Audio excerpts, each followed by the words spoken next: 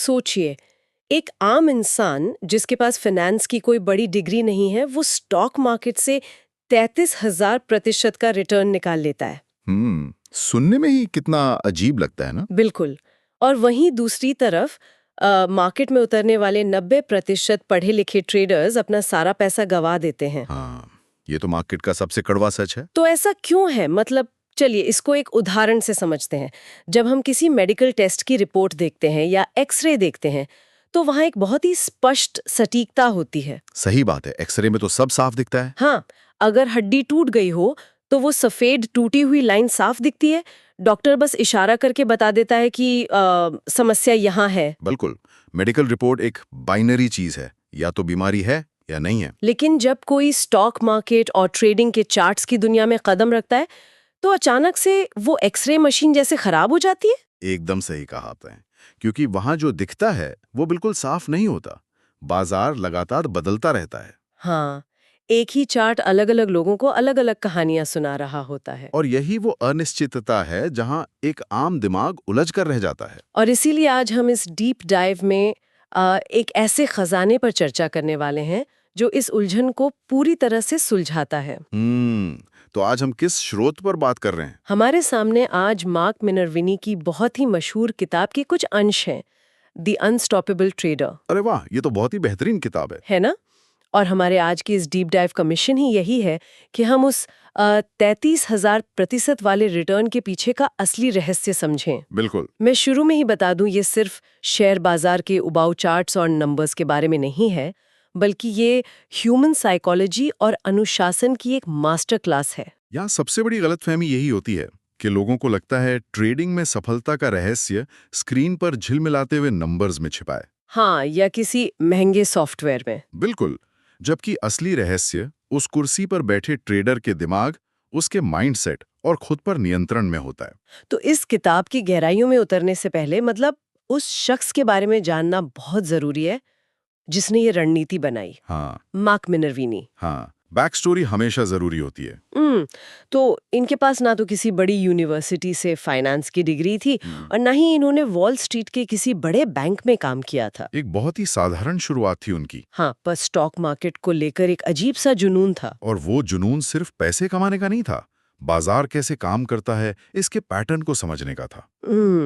तो उन्होंने अपना कौशल कैसे विकसित किया? उन्होंने किसी कॉलेज प्रोफेसर से नहीं सीखा। उन्होंने हजारों घंटे अकेले सिर्फ स्क्रीन के सामने बैठकर चार्ट्स को पढ़ने में बिताए। लला। अच्छा। मतलब शुरुआत में वो फेल हुए थे। बिल्कुल। उन्हें भारी नुकसान झेलना पड़ा। उनका बहुत पैसा डूबा। ये तो अक्सर होता है नए ट्रेडर्स के साथ। हाँ, पर उन्होंने वहां हार नहीं मानी। उन्होंने ये समझा कि उनकी गलतियां कहाँ हो रही हैं। और उस नुकसान से सीखकर उन्होंने अपना एक तय सिस्टम बनाया। सही कहा। एक ऐसी रणनीति जिसके दम पर अगले 5 साल में उन्होंने वो 33,000% का रिटर्न बनाया। और यूएस इन्वेस्टिंग चैंपियनशिप भी जीती। अगर मैं इसकी तुलना करूं तो ये कुछ ऐसा हुआ कि बिना किसी मेडिकल डिग्री के कोई व्यक्ति सिर्फ अपने ऑब्जर्वेशन और प्रैक्टिस के दम पर दुनिया का टॉप सर्जन बन जाए। बहुत ही सटीक तुलना है ये। है ना? हाँ। ये साबित करता है कि जुनून और खुद से सीखना किसी भी बड़ी डिग्री से ज्यादा शक्तिशाली हो सकता है। बिल्कुल, मार्केट एक ऐसी जगह है जो आपसे आपका रेज्यूमे या आपकी डिग्री नहीं मांगता। उसे बस नतीजे चाहिए। हाँ, वहाँ इस बात से कोई फर्क नहीं पड़ता कि आपने कहाँ से पढ़ाई की है। मार्केट सिर्फ ये देखता है कि आपके पास एक सही सिस्टम है या नहीं।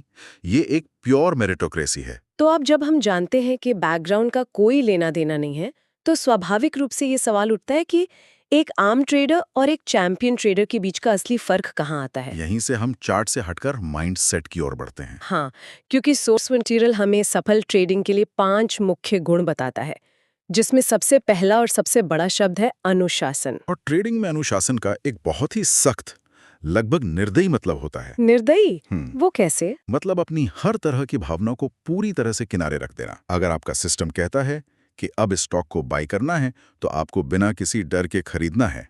और अगर सिस्टम कहता है एग्जिट, तो बिना किसी उम्मीद के तुरंत बाहर निकल आना है।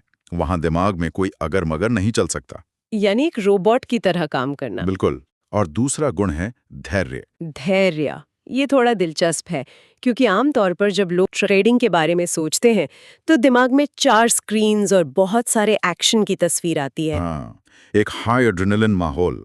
पर यहाँ धैर्य का मतलब है हर दिन ट्रेड ना करना, हर दिन ट्रेड ना करना, तो फिर क्या करना? इंतजार करना। एक बेहतरीन ट्रेडर एक स्नाइपर की तरह होता है। वो तब तक गोली नहीं चलाता जब तक टारगेट उसके बिल्कुल सटीक निशाने पर ना आ जाए। भले ही उस इंतजार में पूरा हफ्ता निकल जाए। सही कहा। तीसरा गुण है रिस्क कंट्रोल, यानी जोखिम को नियंत्रित करना, मुनाफे से पहले नुकसान को सीमित करने पर फोकस करना। और चौथा गुण है निरंतरता, हाँ, कंसिस्टेंसी। मतलब आपकी सफलता एक ट्रेड से तय नहीं होती, बल्कि 100 ट्रेड्स के नतीजे से तय होती है। और आखिरी है आत्मविश्वास, अपनी रणनीति पर पूरा भरोसा। लेकिन रुकिए, जी, मुझे यहाँ आपसे एक तीखा सवाल पूछना है। इस सोर्स मटेरियल को पढ़कर मुझे एक बात थोड़ी अजीब लग रही है। बिल्कुल पूछिए, क्या बात है? हम लगातार अच्छी मानसिकता, अनुशासन और आत्मविश्वास की बात कर रहे हैं। हाँ। पर सोचिए, अगर किसी का ट्रेडिंग सिस्टम ही पूरी तरह से बकवास हो, उसके स्टॉक चुनने का तरीका ही गलत हो, तो वहां उस गलत सिस्टम पर अनुशासन बनाए रखने का क्या फायदा? क्या ये गलत दिशा में तेजी से दौड़ने जैसा नहीं है? ये एक बहुत ही सटीक और जरूरी सवाल है ना? अगर सिस्टम गलत है तो वहां अनुशासन होना तो और भी खतरनाक हो गया। बिल्कुल हो गया। और इसका सीधा जवाब ये है कि माइंडसेट और सिस्टम, ये दोनों अकेले काम नहीं कर सकते। ये एक दूसरे के पूरक हैं। मतलब बिना अच्छे सिस्टम के अनुशासन बेकार है? पूरी तरह से बेकार है। अब और जल्दी बर्बाद होंगे। लेकिन इसका दूसरा पहलू भी उतना ही बड़ा सच है। वो क्या? अगर मैं आपको दुनिया का सबसे बेहतरीन सिस्टम भी दे दूं, पर अगर आप एक भावनात्मक ट्रेडर हैं, तो वो सिस्टम आपको नहीं बचा पाएगा। अच्छा, मतलब अगर इंसान डर गया या लालची हो गया? हाँ, अगर सिस्टम ने कहा एग्जिट और आप उम्मीद लगाए बैठे रहे कि नहीं थोड़ा और ऊपर जाएगा, तो बेहतरीन सिस्टम क्या कर लेगा? मैं समझ रही हूँ। इसलिए पहले एक सही गणित वाला सिस्टम चाहिए और फिर उस पर चलने के लिए ये कड़ी मानसिकता। तो यहाँ आकर चर्चा एक नए मोड़ पर आती है। जब हम इस अनुशासन की बात करते हैं तो उसका सबसे बड़ा और प्रैक्टिकल टेस्ट तब शुरू होता है जब ट्रेडर अपना असली पैसा जोखिम में डालता है। बिल्कुल, असली खेल तो तभी शुरू होता है। यहाँ ये किताब मनोविज्ञान से निकलकर सीधे गणित की तरफ मुड़ जाती है। मार्क मिनर्विनी का सबसे बड़ा, सबसे गोल्डन नियम है, लॉस को हमेशा छोटा रखो और प्रॉफिट को बड़ा होने दो। और यही वो मुकाम है जहां मार्केट में आने वाले 90% लोग गलती कर बैठते हैं। आम इंसान इसका उल्टा करता है। बिल्कुल उल्टा। जब लोगों को थोड़ा सा भी मुनाफा दिखता है तो वो डर जाते हैं कि कहीं ये चला न जाए, और वो जल्दी से प्रॉफिट बुक कर लेते हैं। और जब नुकसान हो रहा होता है तब वो उस शेयर को होल्ड करके रखते हैं, इस उम्मीद में कि मार्केट पलटेगा, और धीरे धीरे वो छोटा नुकसान एक भयंकर नुकसान बन जाता है। चलिए, इस गणित को हम एक प्रैक्टिकल उदाहरण से समझते हैं जो सोर्स मटेरियल में दिया गया है। हाँ, वो 10,000 रुपए वाला उदाहरण। बिल्कुल। मान लीजिए किसी के पास एक ट्रेड के लिए 10,000 रुपए हैं। मिनर्विनी के नियम के हिसाब से उनका स्टॉप लॉस हमेशा 2 से 3% पर होना चाहिए। यानी वो पॉइंट जहां ट्रेडर अपनी हार मान लेगा। हाँ, मतलब अगर 10,000 का शेयर 9700 का हो गया तो बिना सोचे बाहर निकल जाओ, सिर्फ 300 रुपए का नुकसान। सही है। लेकिन जब ट्रेड सही दिशा में जाए तो उसका टारगेट 15 से 20% होना चाहिए, यानी 1500 से 2,000 रुपए का मुनाफा। अब जब हम इस गणित को देखते हैं तो इसका असली जादू समझ आता है। हाँ, क्योंकि आपको हर बार सही होने की जरूरत नहीं है। बिल्कुल। सोचिए, अगर आपने 10 ट्रेड्स लिए जी, और उनमें से 6 ट्रेड्स में आप बिल्कुल गलत साबित हुए, यानी 60% का फेलियर रेट। हाँ, उन 6 ट्रेड्स में आपका स्टॉप लॉस हिट हो गया, आपने 300 रुपए के हिसाब से कुल 1800 रुपए का नुकसान किया।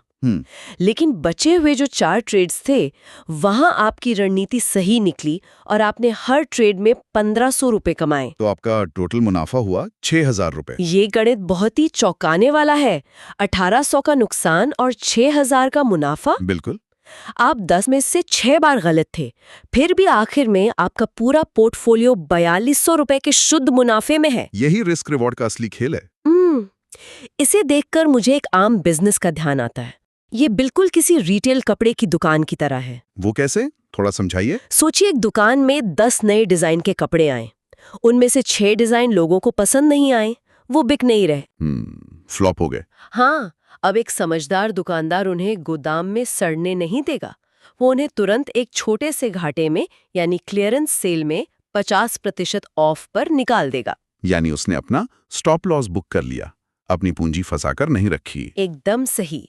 और उस सेल से जो पैसा वापस आया उसे वो दुकानदार उन बचे हुए 4 सुपरहिट डिजाइन्स को और मंगवाने में लगाएगा। और उन्हें पूरे मार्जिन पर बेचेगा। बिल्कुल, उन 4 सुपरहिट कपड़ों ने उस दुकान का पूरा खर्चा, उन 6 फ्लॉप डिजाइन्स का घाटा और महीने का भारी प्रॉफिट सब कुछ अकेले निकाल दिया। अरे वाह, ये बहुत ही शानदार एनालॉजी है। मार्केट में एक बेहतरीन ट्रेडर बिल्कुल उस समझदार दुकानदार की तरह ही सोचता है ना? ये तो सच में मानसिकता का नहीं बल्कि शुद्ध गणित का कमाल है। बिल्कुल। पर इस चर्चा का अगला लॉजिकल कदम ये है कि आखिर उन 4 मुनाफा देने वाले सुपरहिट ट्रेड्स को ढूंढा कैसे जाए। हाँ, सबसे बड़ा सवाल तो यही है। एक दुकानदार को तो फैशन देखकर पता चल जाता है, पर स्टॉक मार्केट में वो हिट स्टॉक्स कौन से होंगे ये कैसे पता चलेगा? इसके लिए सोर्स मटेरियल हमें मार्क मिनर्विनी की एक बेहद खास रणनीति के बारे में बताता है, जिसे सेपा स्ट्रैटेजी कहा जाता है। सेपा यानी स्पेसिफिक एंट्री पॉइंट एनालिसिस। हाँ, आसान भाषा में कहें तो किसी भी स्टॉक में एंट्री लेने का एक बिल्कुल सटीक समय और पॉइंट तय करना। इसके 4 मुख्य तत्व हैं। पहला तत्व क्या है? पहला है स्ट्रॉन्ग स्टॉक चुनना, यानी वो शेयर जो पहले से ही एक लंबे अप ट्रेंड में हो, जो लगातार ऊपर जा रहा हो। अब यहाँ 1 मिनट रुकिए, ये सुनने में थोड़ा अजीब लग रहा है। क्यों? क्योंकि आमतौर पर हमें सिखाया जाता है कि सस्ता खरीदो और महंगा बेचो। अगर कोई शेयर पहले से ही ऊपर जा रहा है तो उसे खरीदना तो खतरनाक होना चाहिए ना? यही वो जगह है जहां आम ट्रेडर मात खाता है। अच्छा। एक गिरते हुए शेयर को इस उम्मीद में खरीदना कि अब ये सस्ता मिल रहा है, ये मार्केट में गिरते हुए चाकू को पकड़ने जैसा है। बाप रे। गिरता हुआ चाकू। हाँ। वो शेयर क्यों गिर रहा है इसका कोई बड़ा कारण जरूर होगा जो शायद आपको नहीं पता। सेपा रणनीति कहती है कि जो शेयर ऊपर जा रहा है उसमें एक मोमेंटम है, एक ताकत है, और हमें उस ताकत के साथ चलना है, उसके खिलाफ नहीं। बिल्कुल। इसके साथ ही दूसरा तत्व है स्ट्रॉन्ग सेक्टर। मतलब सिर्फ वो अकेला शेयर ही नहीं बल्कि जिस सेक्टर की वो कंपनी है वो पूरा सेक्टर भी बाजार में मजबूत होना चाहिए। सही कहा। जैसे अगर आईटी सेक्टर तेजी में है तो आईटी का ही स्ट्रॉन्ग स्टॉक चुनना है। समझ गई। अब इस रणनीति का तीसरा और सबसे अहम तत्व है ब्रेकआउट पैटर्न। मैं जानना चाहती हूँ कि आखिर ये ब्रेकआउट क्या बला है। इसे एक आसान उदाहरण से समझते हैं। मान लीजिए किसी शेयर की कीमत ऊपर जाती है और 100 रुपए पर आकर वापस गिर जाती है। वो फिर कोशिश करता है और फिर 100 पर आकर गिर जाता है। ये 100 रुपए का लेवल एक कांच की छत की तरह बन जाता है, जिसे टेक्निकल भाषा में रेजिस्टेंस कहते हैं। बिल्कुल। यहाँ लोग अपना मुनाफा वसूलने लगते हैं। लेकिन जब एक दिन वो शेयर 100 रुपए के कांच की छत को पूरी ताकत से तोड़कर ऊपर निकल जाता है। अच्छा, कांच की छत टूट जाती है। हाँ, और वो 105 या 110 का हो जाता है तो उसे ब्रेकआउट कहते हैं। सेपा रणनीति पूरी तरह से इसी ब्रेकआउट पर एंट्री लेने पर आधारित है। पर अगर वो कांच की छत टूटने के बाद शेयर वापस नीचे आ गया तो? यहाँ इसका चौथा तत्व काम आता है, जिसे किताब में वॉल्यूम कन्फर्मेशन कहा गया है। Volume confirmation. हाँ, जब ब्रेकआउट हो तो खरीदारी का वॉल्यूम बहुत ज्यादा होना चाहिए। और यहाँ पर इंस्टीट्यूशनल बाइंग यानी संस्थागत खरीद का जिक्र किया गया है। बिल्कुल।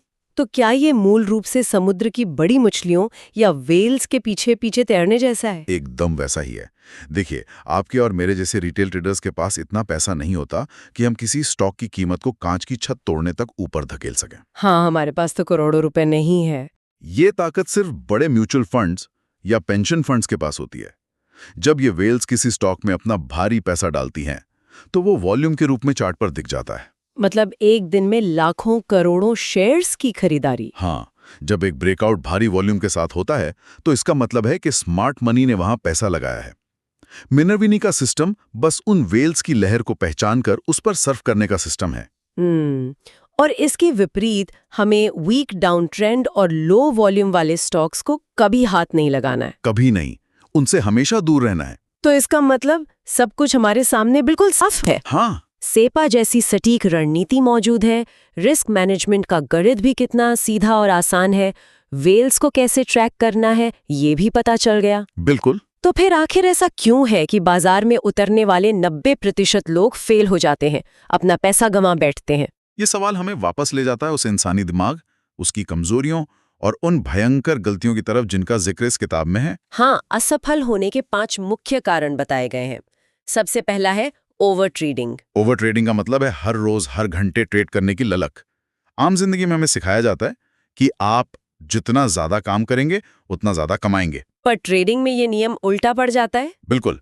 यहाँ आप जितना ज्यादा बिना सेटअप के ट्रेड करेंगे, आप उतना ज्यादा पैसा गंवाएंगे। दूसरा बड़ा कारण वही है, स्टॉप लॉस ना लगाना और अपने नुकसान को बढ़ने देना। हाँ, क्योंकि लोगों का ईगो उन्हें अपनी हार मानने नहीं देता। इसके बाद आता है इमोशनल ट्रेडिंग, मतलब डर और लालच के वशीभूत होकर फैसले लेना। ये भी बहुत आम गलती है। लेकिन इसमें जो एक पॉइंट है रिवेंज ट्रेडिंग, मैं उस पर रुकी हुई हूँ। अच्छा, रिवेंज ट्रेडिंग पर क्यों?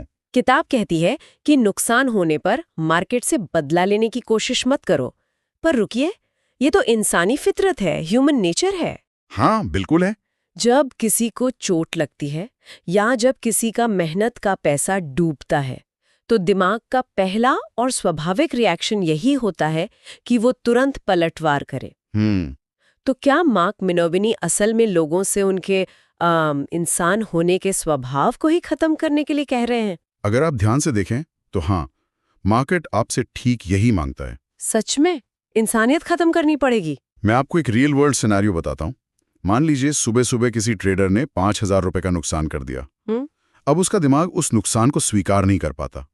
दिमाग में गुस्सा भर जाता है, एड्रेनलिन स्पाइक होता है। हाँ, उसे लगता है मुझे मेरे पैसे अभी वापस चाहिए। बिल्कुल।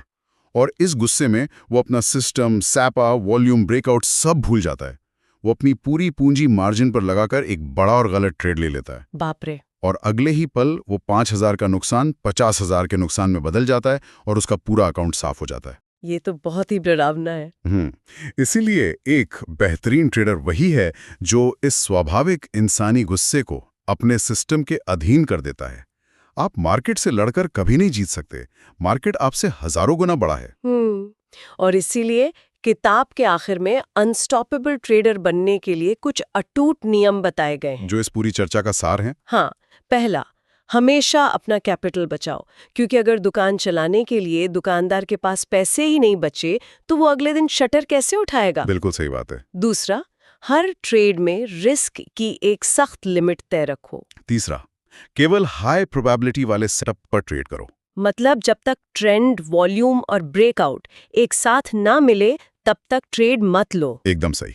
चौथा नियम, अपनी भावनाओं पर नियंत्रण रखो। और पांचवा, सबसे अहम नियम, ट्रेडिंग को एक जुआ नहीं बल्कि एक सटीक बिजनेस की तरह मानो। आप किसी कसिनो में नहीं बैठे हैं जहां आप अपनी किस्मत आजमा रहे हैं। हाँ, आप एक बिजनेस चला रहे हैं जिसमें छोटे नुकसान आपकी ऑपरेशन कॉस्ट है और बड़े मुनाफे आपका नेट रेवेन्यू। और अगर इस पूरी चर्चा को एक लाइन में समेटा जाए तो निष्कर्ष यही निकलता है कि ट्रेडिंग में सफलता आपको नए चार्ट्स या रोज कोई नया यूट्यूब वीडियो देखने से नहीं मिलेगी। बिल्कुल, जब तक आप अपने दिमाग को नहीं बदलते, जब तक आप अपने अनुशासन और काम करने के तरीके को नहीं बदलते, तब तक हर रणनीति बेकार है। द अनस्टॉपेबल ट्रेडर किसी आदमी को बाहर से नहीं बल्कि अंदर से बदलने का एक ब्लूप्रिंट है। पर इस पूरी चर्चा के बाद मेरे मन में एक अजीब सा सवाल चल रहा है और ये सोचने पर मजबूर करने वाला है। क्या सवाल है? हमने देखा कि एक महान और अनस्टॉपेबल ट्रेडर बनने की सबसे बड़ी शर्त यह है कि इंसान को अपनी फितरती भावनाओं को बिल्कुल जीरो करना पड़ता है। बिल्कुल। उसे उम्मीद छोड़नी पड़ती है, उसे अपने डर को मारना पड़ता है और नुकसान होने पर अपने गुस्से को दबाना सीखना पड़ता है। हाँ, लगातार घंटों तक एक रोबोट की तरह। तो आपका क्या मानना है, क्या मार्केट में लगातार एक रोबोट की तरह बिना इमोशंस के सोचने का असर उस व्यक्ति के आम निजी जिंदगी पर भी पड़ता है? हाँ, ये तो बहुत ही गहरा सवाल पूछ लिया आपने। मतलब जब आप हर दिन स्क्रीन के सामने बैठकर उम्मीद और डर जैसी बेसिक इंसानी भावनाओं को दबाना सीख लेते हैं, तो क्या घर पर अपने दोस्तों और अपने परिवार के साथ भी आप वैसे ही कैलकुलेटेड और प्रैक्टिकल बन जाते हैं? ये एक ऐसी कश्मकश है जिसका जवाब हर उस ट्रेडर को ढूंढना पड़ता है जो इस रास्ते पर पूरी तरह से उतर चुका है। क्या पता एक बेहतरीन ट्रेडर बनने की असली कीमत मार्केट को पैसे देकर नहीं, बल्कि अपनी जिंदगी से उन आम नेचुरल इमोशंस को खोकर चुकानी पड़ती हो। एक मैथमेटिकल दिमाग जिंदगी के हर हिस्से में अपना असर दिखाता ही है। सोचने वाली बात तो है। बिल्कुल। और इसी आखिरी गहरे और थोड़े बेचैन करने वाले विचार के साथ हम आज का ये डीप डाइव यहीं समाप्त करते हैं। जी। शुरू में हमने एक्सरे मशीन की बात की थी। शायद वो मार्केट रूपी एक्सरे मशीन कभी खराब थी ही नहीं। हम ही थे जो चार्ट्स की उन उलझी हुई लकीरों में अपने डर और उम्मीद के साए ढूंढ रहे थे। एकदम सही कहा। जिस दिन आप उन लकीरों को बिना किसी जज्बात के देखना सीख जाएंगे, उस दिन वो दोबारा साफ दिखने लगेंगी। ध्यान रखिए, अपनी पूंजी बचाइए और बाजार के इस खेल को समझते रहिए।